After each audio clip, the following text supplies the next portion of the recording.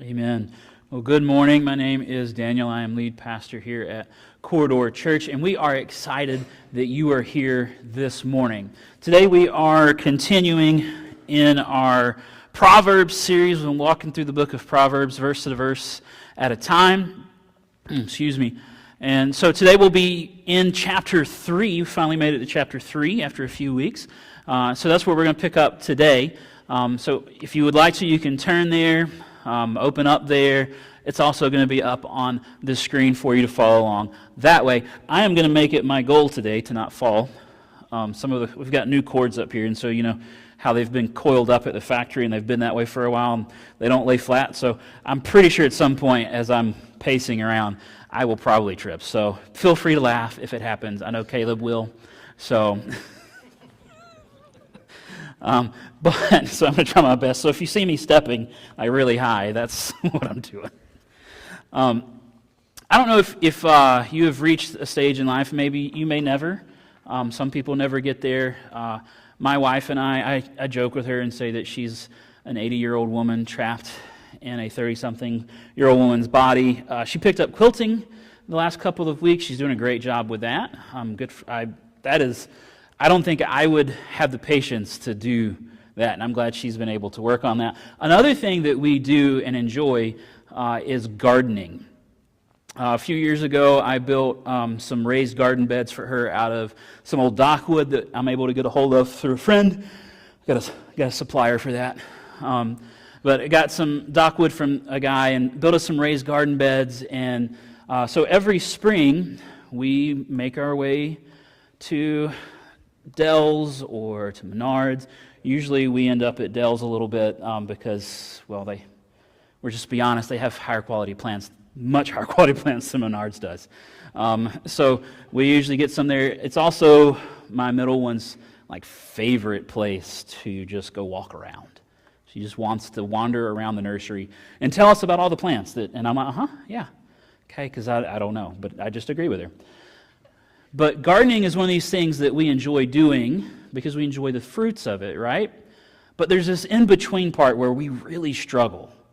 And I say we because we forget to do some important things. So you get it planted and it's all exciting because you got these new plants. Some of them you're starting with just seeds. Some of them you get seedlings and you start from there and you get them planted and they look really nice in the garden.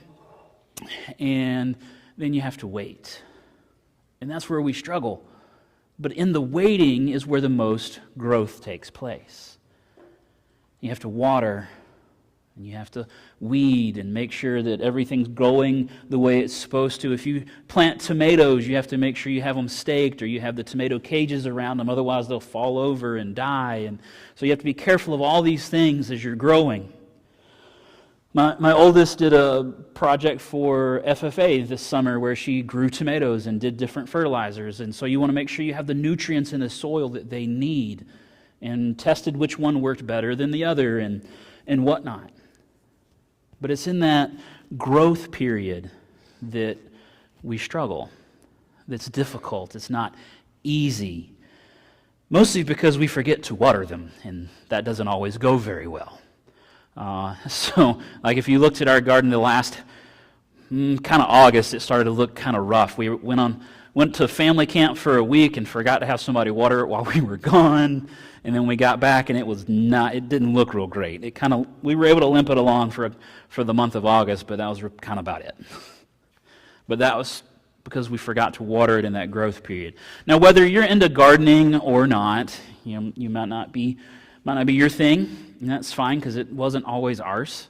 It was just something that we decided to start learning about and found that my wife and middle one really, really enjoy it. And I think my oldest kind of likes it a little bit. And Andy and I, it's yeah, we'll do it. But it's not something we're God, really, I'm excited to go get in the garden. But whether that's you or not, we've all grown up or spent time in this area, which means we've been around agriculture. We kind of understand that there's a planting season, then there's the growth time, and then there's a harvest season. Today, as we kind of walk through our passage, we're going to be looking at more of this growth idea.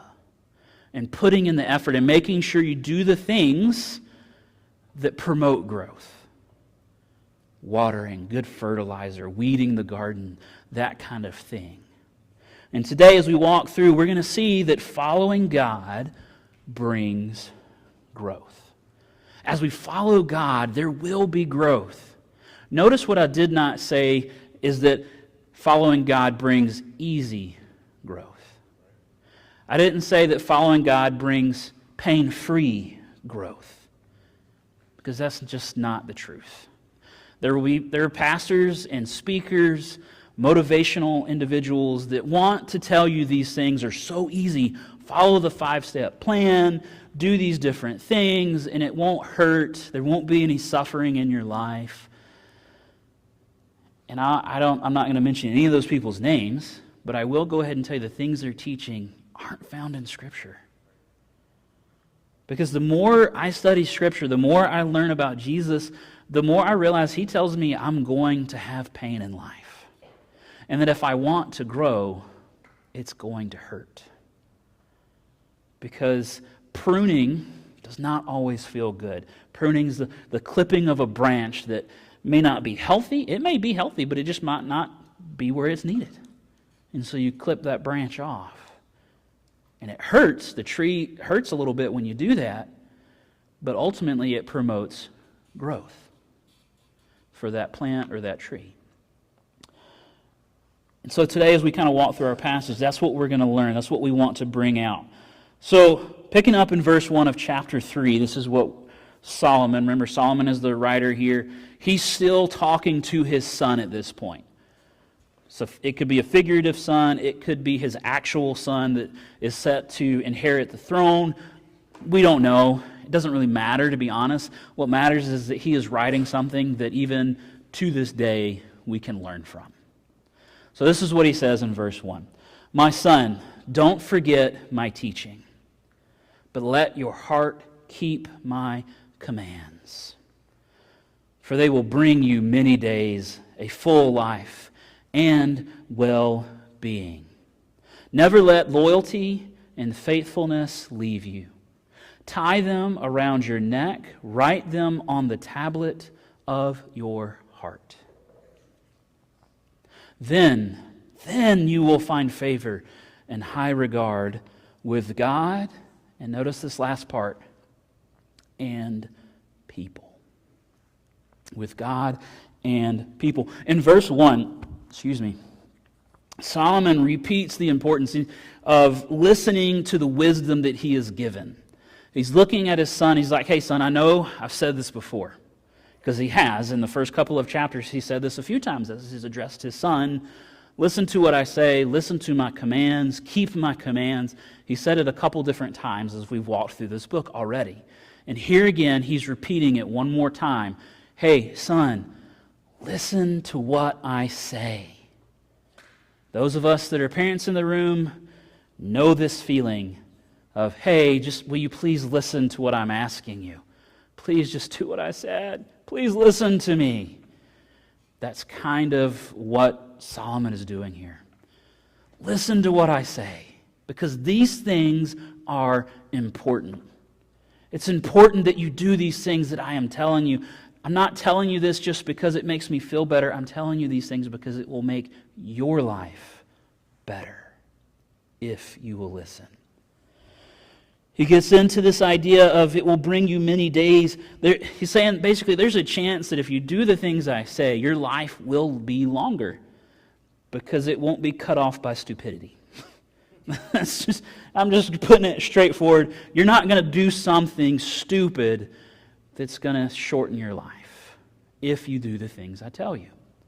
Now, Solomon is probably writing this knowing that there's going to be times that his son's going to do something that's not the smartest.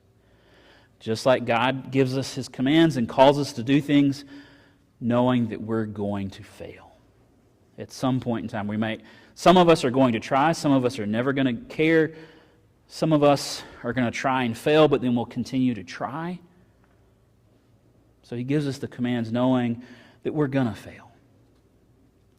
Solomon's giving his son a command going, hey, I know that you're going to fail at some of this stuff. But if you listen and you try, I promise this will make your life better. See, a full life and well-being. He's not saying that life will be perfect or that it will be easy. A full life is this idea of abundance. It will be satisfying to your soul. It's the idea that you won't lack anything in your soul if you do these things. It's good for your well-being. You'll have a better life, not an easy life, but ultimately it will be better. And then verse 3 gets into a couple things that, it's one of those things as a pastor, it's really easy to get bogged down in this verse. And I'm going to do my best not to do that because I want to cover the other stuff too. But it's really easy to kind of get lost in the Hebrew that's happening here. There's a couple of words in Hebrew that they translate fine, but we miss part of the picture when we translate it from Hebrew to English. Or actually, from what I was reading and researching, when we translate it from Hebrew to any other language, there's stuff that's lost. Because there's a word here that is used that it is very rich. So, in case you ever wonder, I don't know if I've mentioned it, I use the Christian Standard Bible. That's the translation of the Bible that I typically preach from and that I read from on my own time, just because I like it. It's a really good translation. There's the English Standard Version is also another really good one, and so I kind of flip-flop back and forth between those two sometimes. There's other good ones out there, but those are the two that I really like. And so today, that's what we're using as the Christian Standard Bible. And they translate this word in verse 3, loyalty. All right? That's how we have it translated. The Greek, not Greek, wrong part of the Bible. The Hebrew here is hesed. It's hesed. Some words, they make it more chesed, so they add like a K or they use a CH to make this word. But hesed is how I saw it translated most times, and we translate it loyalty here, but it's so much richer than just this idea of loyalty. It's this idea of, when I looked at it, it can be translated several ways. Sometimes it's translated steadfast love, which I believe is what the ESV, the English Standard Version, uses. It can be translated mercy. It can be translated kindness, goodness, or loyalty, like the Christian Standard Bible used. So it can be translated all these different ways, and it means the same thing. So the idea of this word, hesed, is a steadfast, never-ending love. A love that is always there, that it doesn't go away, that it doesn't waver. It is a strong, deep, compassionate, caring love for someone in this case. In this case, in this verse, it is primarily referring to relationships with the people around them. So it is a love for the people around you with actions. It's not just a, hey, I love you, and that's it. It's one that has actions that follow that love, that express that love for people. It also, most oftentimes used in the Old Testament, it's used in reference to God and His love for His people, is how we see this used a lot. But also, oftentimes it is occasionally used in reference to relationships between people. This word's used in the book of Ruth to talk about love there, all throughout that book, which is a fantastic book. If you've never read it, I highly recommend reading through that book.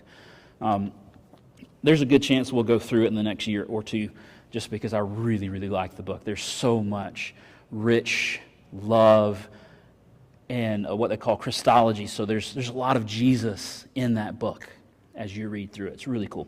So, sorry, that was a side note. So back to this idea of hesed. It's an unshakable love without end. That's why it's oftentimes used for God and His love for us.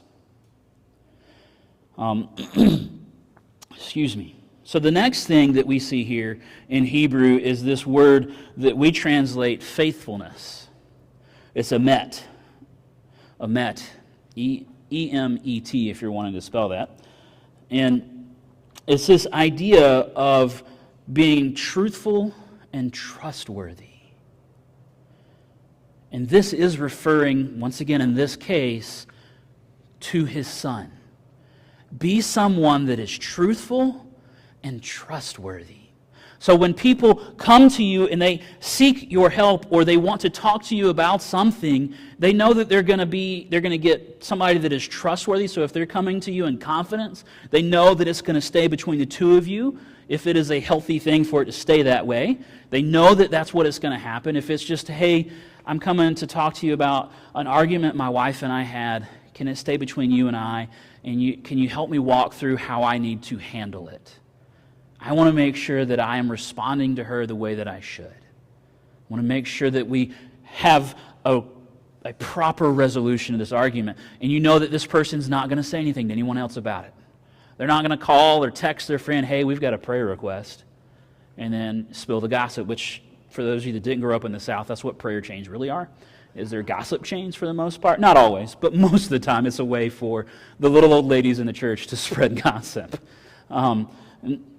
It's not how it should be, but that's oftentimes what it turns into.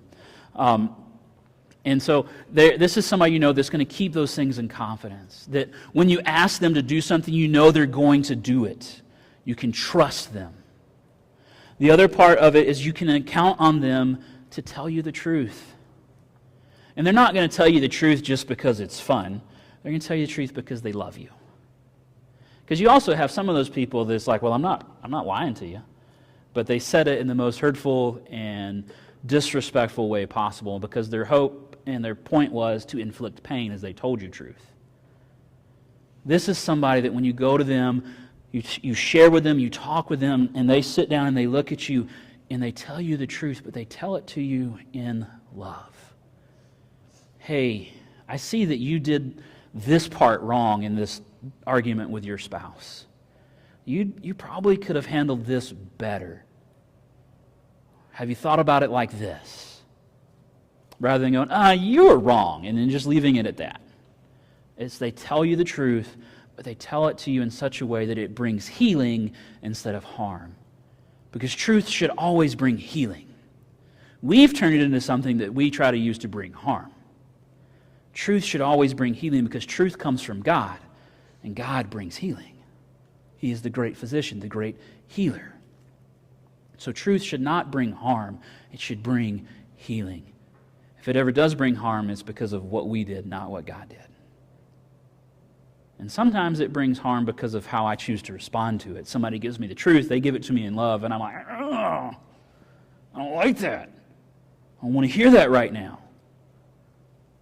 But this person, he's telling his son here in Proverbs to be somebody that loves people without end, no matter what they do, love them anyway, be there for them through the difficult times, and when they come to you, be somebody that they can count on, somebody that they know when you say you're going to do something, do it. This is a big deal at our house. We have always made a big deal about this.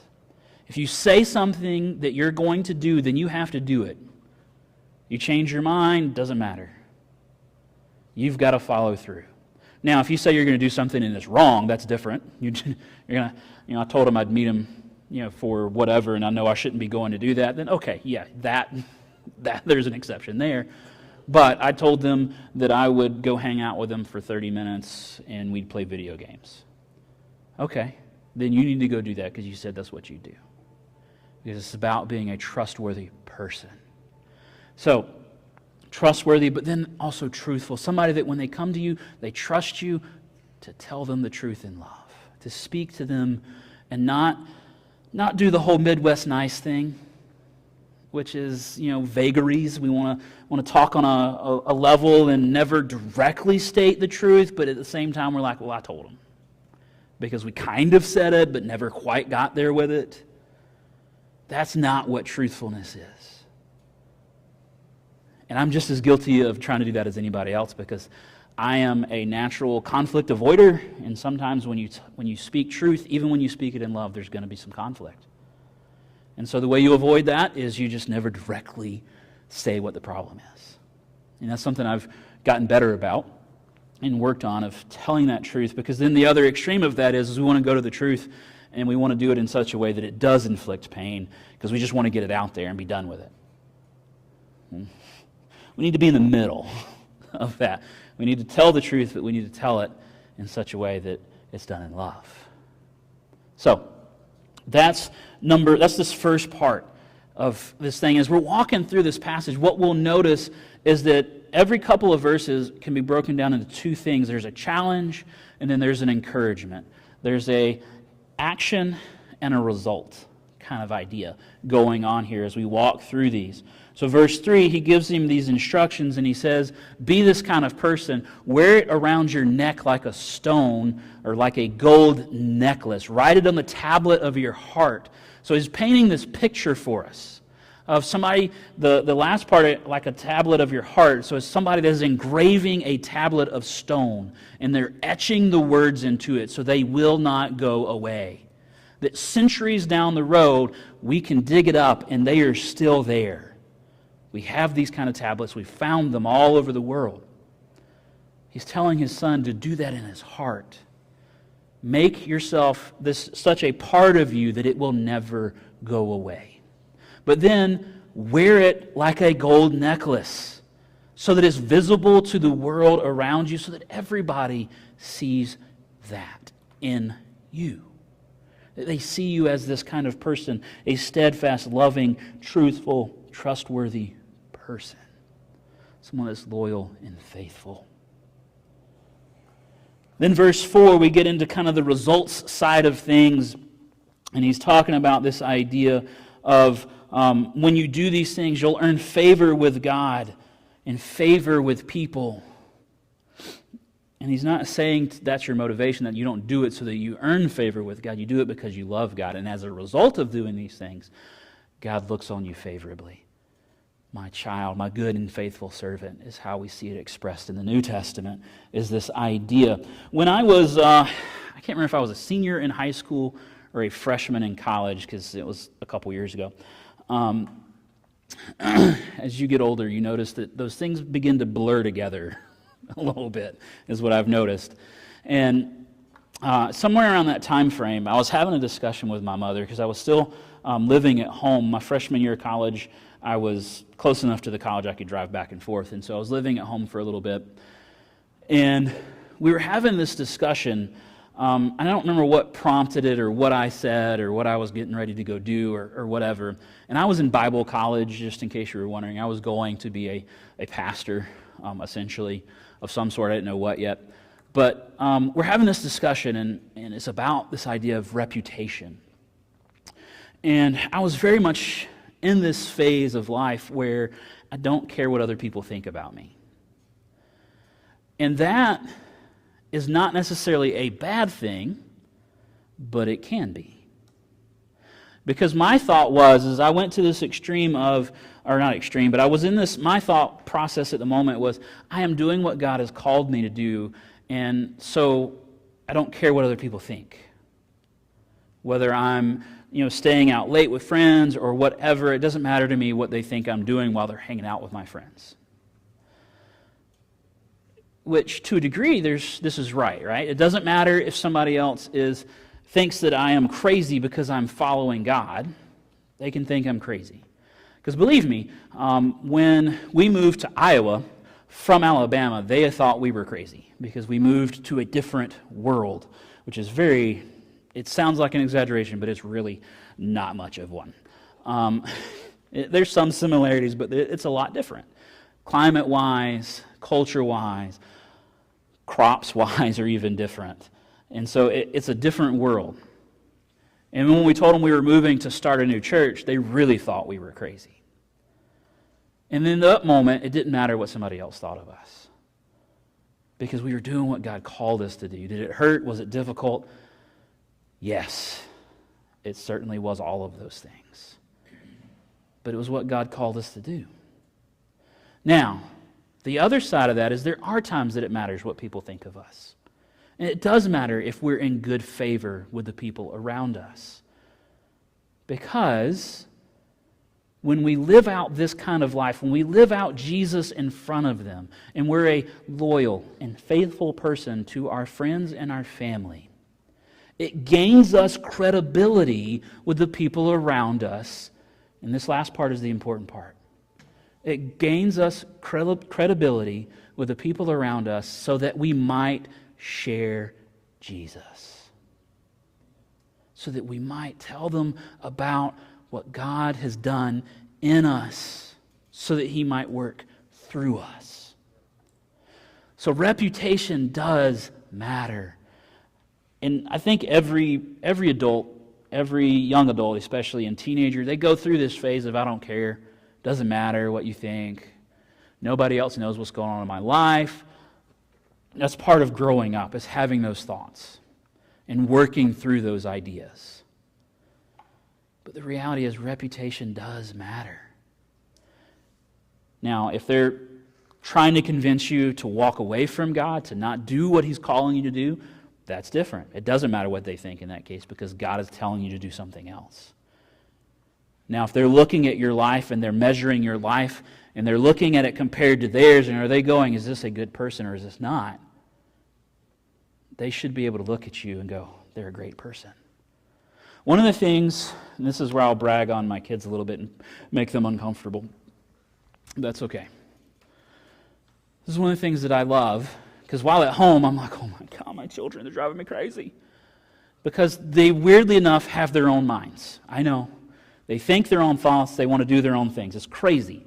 And sometimes it can drive you crazy.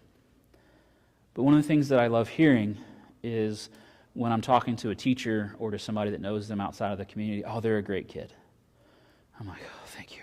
Thank goodness. We are doing something. We're not completely screwing this up. So thank goodness for that. And that was something I experienced yesterday. I got to hear that one of my kids is a pleasure to have in class, and they love having them in class. And my oldest is, who said that? Who was telling you that? So that was one of the great things. And that's one of those things where reputation matters. Because whether they realize it or not, they're developing reputations even now in the school district. And those reputations go with them. And their teachers can look at them and they can see, hopefully they can see Jesus. That's my hope. Whether they do or not, I don't know. But that's my hope, is that when they look at my kids, the way my kids act, the way my kids love, the way my kids treat people around them, is their teachers see Jesus. I know that's not always the case because they're human, but most of the time I hope that's the way it goes. So reputation matters, and he's telling his son here that, hey, the more you develop these godly characteristics, the more you grow in God. You'll grow in favor with Him because you're loving Him, and He loves you back because He loved you first. But as you do those things and you desire to be more like Jesus, the people around you are going to see that, and you will grow in favor with them as well. So far, some really good stuff, and we're just in the first 4 verses. So we've got a few more to go. I promise we're going to keep trucking. These will go a little bit faster. We won't get quite as bogged down. Verse 5, let's look there. Trust in the Lord with all your heart, and do not rely on your own understanding. In all your ways know Him, and He will make your paths straight. Do not rely on your own understanding. It's this idea of remembering that you don't know everything. That one's tough. It really is. And sadly enough, pastors are some of the worst people about it. We are. I'm just going to admit that is a failure in most pastors in America, and I fight really hard against it myself. Because most of us have had years and years of schooling. I've had, if you count my super senior year in my undergraduate, I've had 8 years of Bible college stuff. Okay? I've had lots of education, and then I've spent the last 20 years digging into and studying so that I can properly teach it to people. It's really easy to be like, well, I just know everything about the Bible. But what's crazy about that thought process is every time I go to it, I learn something new, which means I don't know everything about the Bible. I don't know everything about anything. I know a little about a lot, but I don't know everything. And that's something that I work hard to try and fight against, this idea of I always have to have the answer, or I always have to know. So somebody asks me something about the Bible, I'm the pastor, I'm supposed to know this answer. The reality is I may not. But what I do know is I know people that I can go talk to about it. I know books that I can go consult. I can go find an answer. I may not know it, but I probably can find somebody else that does. And so I try to make sure that as I'm talking with people, and if I do get asked a question I don't know the answer to, I try to be honest. Hey, look, I don't know that. Let me do some looking. Let me research. And then we'll talk some more about it later, because I'm learning just like everybody else is. I'm broken and sinful just like everybody else is. And I don't know if you've grown up in churches, what kind of churches you grew up in. This might be the first time you've heard a pastor say something like this. I never heard it as a kid. Churches that I grew up in, the pastor never would have dared say something like this. But the reality is, I don't know everything. I want to learn as much as I possibly can. I have a desire to learn. I want to learn, but I'm still learning. I'm just like everybody else in that area. Because here's the other part of that. There are some things that we find, and I'm speaking specifically for Scripture right now. There are some things in Scripture that we just won't understand until we get to heaven. Just the reality of it. Paul even tells us that that's the case. That there are some things that because we are broken and because we are sinful and because we are limited by time, we won't know everything. We're not going to learn everything possible. But it should be our desire to learn as much as we can while we can. One day, we will know everything. So Solomon here is telling his son, hey, remember, you don't know everything. Right now, you see in a dimly lit glass. And you're looking through, it's this idea of a glass that's dirty and it's got a film on it, and so you hold it up and you try and look through it, and it's all distorted. You can't see that great. It's like you put on your sunglasses or your eyeglasses and you're like, whoa, there is crap all over these. I can't see anything. That's the idea. When we try to look at the things of God and we try to look at life, that's what we look through, because we have sin and we have brokenness in our lives. And then you add on top of that our life in the scope of eternity, we're just a speck. And we have an eternity's worth of knowledge to learn. We're not going to learn it all. And so Solomon is looking at his son and saying, hey, understand you won't know everything, and that is okay. Lean on Jesus. Lean on God. Trust Yahweh to help you, to guide you.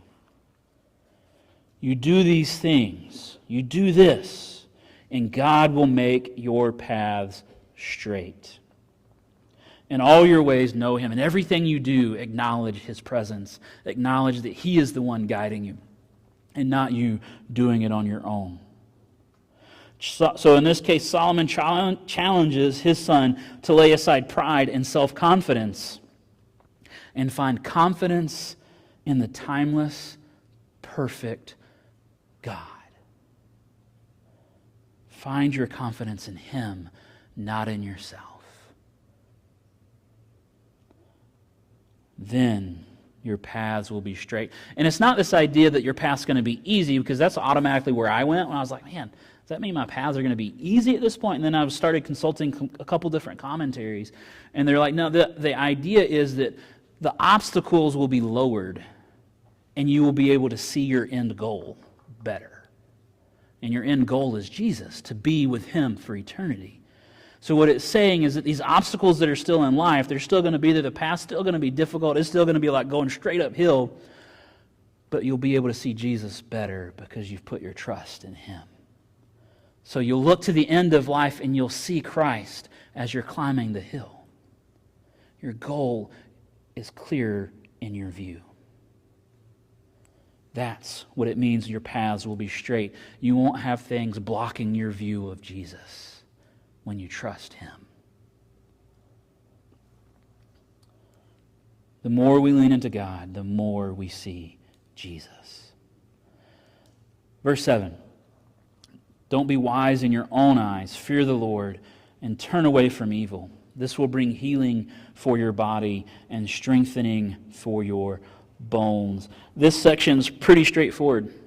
Don't be arrogant. Instead, humble yourself before God. Turn away from wrong. Turn to Christ instead. You do these things, and God will heal and strengthen your mind and your spirit. Because those things need it. They're broken from sin. They're broken completely. So he's saying, look to these things, and God will bring you healing. Verse 9, honor the Lord with your possessions and with the first produce of your entire harvest. Then your barns will be completely filled, and your vats will overflow with new wine. So Solomon here is making reference to the sacrificial system, specifically the sacrifices of the harvest. So what they would do is, at the beginning of the harvest, they would gather the first fruits, which were typically the best of the harvest. And they would take those and they would offer them as a sacrifice to God. And if they were winemakers, they would take the first of the wine and they would offer it to God as an offering. So that is what he's making reference to, that which his son and all the Israelite readers would have completely understood what he's saying here. He's saying, God gives you these things, take some of that and give it back to Him. Your first fruits, not holding anything back. He's encouraging his son to use his possessions as a way of honoring God. One of the things that we always try to do is we try to use everything we have as a way to honor God. So we open up our home for bridge groups. We try to be mindful of the people around us, and if we have an opportunity and we see somebody in need, we try, if we can, to meet said need, or at least connect them with somebody that can, if it's a need we can't meet. We try to be mindful of those things and figure out ways we can use what God has given us to serve those around us. We try to serve the people, to serve His church, to love others for God. The other thing, a part of this, is it is not to be done out of obligation. To offer up these things, you're not doing it because you have to. You're doing it as an act of worship. It's something you choose to do because you love God. You choose to serve those around you with the things that God has given you because you want to honor God. And whatever that looks like for you. Verse 10 then tells us that if we do these things, we will always have the things that we need. When there is a need, there will a way for that need to be met will be revealed. And I've seen this happen over and over and over again in our life. We've got a bill come in that we didn't expect. I don't know how we're going to pay this. And then suddenly we have a check that we weren't anticipating. Sometimes it's been a refund for something that we'd forgotten about. And all of a sudden this thing comes in. It's like, oh, well, this is enough to pay that bill. Or we've given money that we didn't have to do something for somebody, or to our church, and it's happened in both situations. And all of a sudden, somebody just walks up. I felt like I should give you this. Okay, and it made sure we were able to pay our bills. We've seen God do this over and over and over again in our lives, and we've seen Him work in amazing ways. And that is what Solomon is telling his son. That if you give back to God, God will bless you. It doesn't mean you're going to be wealthy. It doesn't mean you're going to be healthy. But it does mean that you won't go without. It doesn't mean it's going to be when you think it should be, but it's going to be right on time. One of the things that we always try to remind ourselves of, too, is God is never early. He's never late.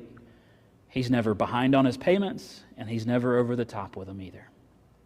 He's always right on time, and He always gives exactly what's needed. That's what Solomon is reminding his son. Hey, give to God, and God will make sure you have what is needed. Pick up back in verse 11. Do not despise the Lord's instructions, my son, and do not loathe His discipline. For the Lord disciplines the one He loves, just as a father disciplines the son in whom He delights. We oftentimes look at discipline as a negative. But Solomon reminds the reader here That's not always the case. Discipline provides correction to the path, just as pruning a bush provides correction to the growth of the bush. Let's face it, too. The other side of this thing is most of us are pretty hard-headed, and it takes a little bit of discipline to get our attention and get us redirected where we're supposed to go. Or maybe that's just me. I don't know, but that's definitely the case for me. It takes a little smack on the face to go, okay, I need to wake up, I need to get moving, I need to go where God's called me to go. And He's always willing to do that. Times we grow the most as people are the times that we receive correction. Every time I look back on my life that I received discipline from God or correction from God in my path were the times I grew the most. Parents, teachers, bosses, all correct us when we've done something wrong or when we need a little motivation. Why do we so often get upset at the fact that God does the same thing? If God of the universe, creator of all things, perfect in everything He does, disciplines those He loves, why do we get so upset when He does it? We do it all the time. We get mad at Him. God offers perfect discipline to His children out of love, not out of hatred. And I think that's the key. Is our default setting is to go, well, He does this because He hates me. He does this because He doesn't love me. But what Solomon is saying is He does this because He does love you. If He didn't, He wouldn't try to help you grow. Following God brings growth. In these last verses, the son is reminded that discipline from God does not usually feel good because growth hurts, but it is always out of God's perfect love.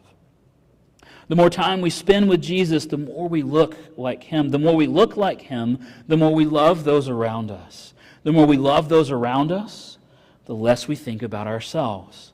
The less we think about ourselves, the more we think about Jesus. So here's your challenge. What does your life say you follow? What does your life say you follow? When you look at your life, does it say you follow Jesus or does it say you follow something else? Even if you're not a Christian and you're watching this or you're sitting here and you're like, I'm not really a Christian, I get that. But is living like Jesus such a bad thing? Even if you're like, I'm not a Christian, but I would like to pick up some of the things He talks about.